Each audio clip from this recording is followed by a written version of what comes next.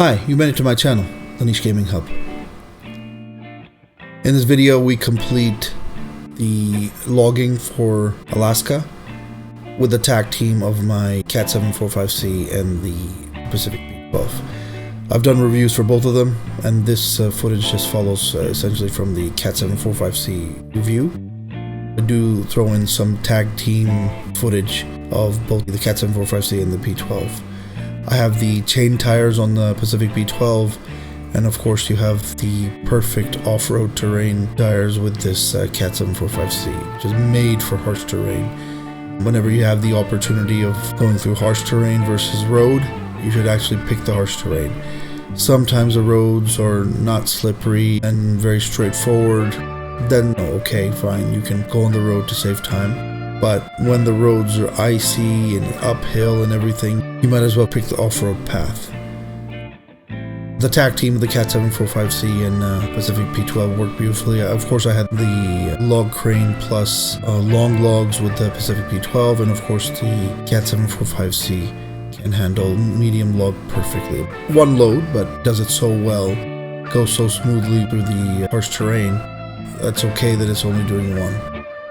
Near the end, we even add the fuel carrier add-on. Now that's going to come in handy in the more harsh and more difficult maps, like maybe Kola Peninsula. Once the medium logging is done, I go to the garage in White Valley, change it out to the fuel carrier add-on, and I actually carry the P12 to its destination. Some of those, while the logging is pretty straightforward, you can use chain tires for getting to certain parts of it, but then other parts, especially in White Valley, with the delivery points, nice to have the Cat 745C pull in the really harsh terrain Pacific P12. So anyway, here's the footage. Hope you enjoyed, and SnowRunner's beautiful background music.